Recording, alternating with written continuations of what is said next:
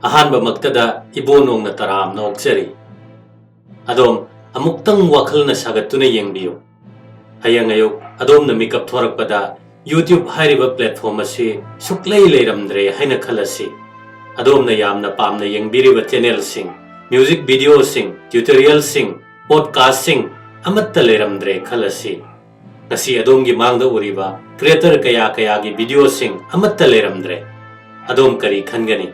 Kari tawgani nungai gadra yamna nungai riba wafam amadi malem gi khwaidagi chawba video platform oriba YouTube asi achawba company gumba amana sarak panate sel yamna paiba billionaires sing sunate masi icham chamba employee ahum khakna online da video share tawna bo honarak padagi thorakibani aduga matungdadi masina internet ki sangsara sibo pumhong hongan khibani masini YouTube horakpagi wari Matamdu 2005 ni Matamdugi internet hojiki wariba siga yamna khena khre Google su icham chamba search engine ama oibadagi hena karisu oiramde college student sing oina public sharing gi damaktadi Facebook haibasina maroire TikTok leitre Instagram leitre streaming haibasidi matamduda mangda phau mangdre matamduda adomna online da video ama upload tawba pamlabadi yamna tapna luna honabata natana technical oiba knowledge su leiba changi hojiki matamda weriba siga yamna khenarame hojiki mi singdi masa masa gi mobile phone da camera yawnare photo amasung video sing namduna line thagatpa share toba yare masimak marup ahum maduna thengnakiba problem ama solve tawnaba honabada phangkiba achievement amani haiba ya mioi ahum madudi Chad Harley designer ni Steve Chen software engineer amasung Javed Karim atopa talented engineer amani makhoi ahumak PayPal gi employee ngaktani PayPal yon graba matungda makhoina achauba mathangi idea ama khanba horakhibani makhoi gi asengba struggle ni real world events singi video online da thadok thajin tawba yana ba hona baduni matamdugi afawba show singi half time natraga natural disaster singi video footage sing share tawnabada achauba aruba ama mayoknarami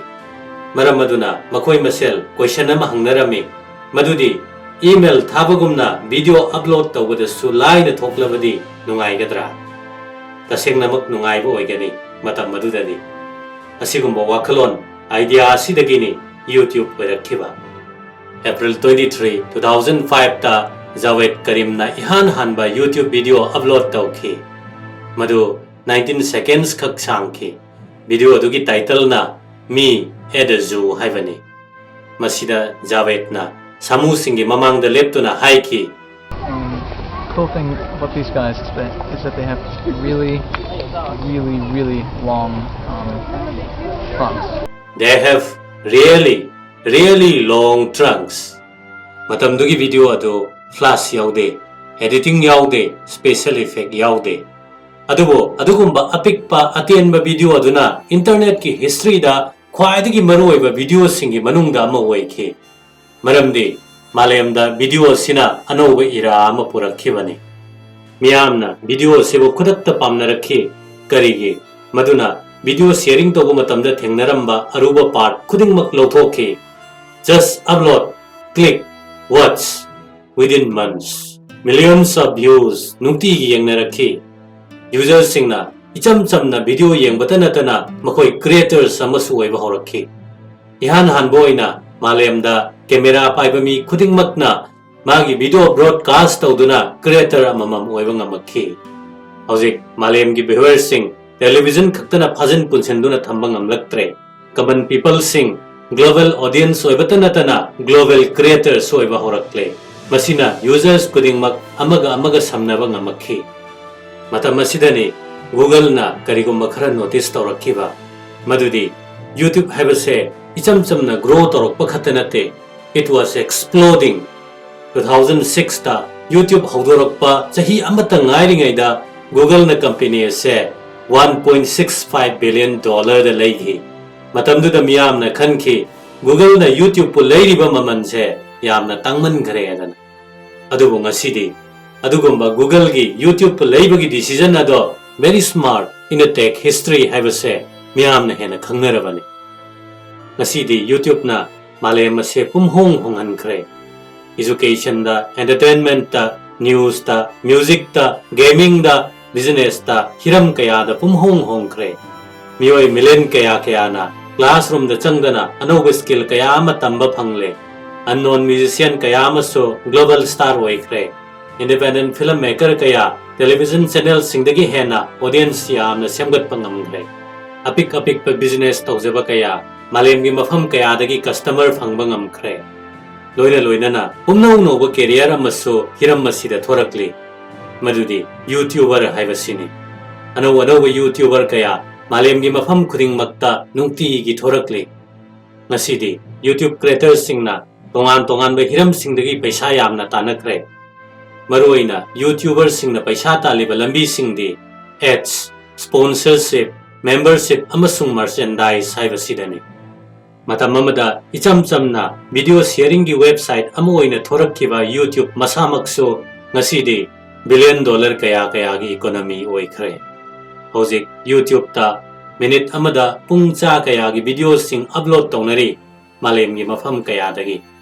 Tha amada user billion kaya na masibu seasonary kanaguma miway amana anoba lona matamge haibada masi khwaidagi phaba platform ama oiri. Hiram amada hekta aikoina documentary ama yenge haiba taragadi ihan hanbada aikoina search toriba platform si YouTube tani. Hui hodong khanabagi comedy video dagi horaga khwaidagi awangba thaki technical oiba video phawba YouTube ta loinabak phanglibani. Angang ahal khaidana chahi matang mana yengba yaba video sing YouTube ta makhal khaidoktuna yauri. Tasengna hairabada YouTube haibase hojiki matamdadi akhoi miyoibagi khwaidagi faba digital library ama oirabani. Asigumba hiram kayada kanaraba khwaidagi chawba video sharing platform oiraba YouTube asi horakpa matamgi icham chamba video sharing gi wari adugadi ngasigadi adukki matik chawna khenare.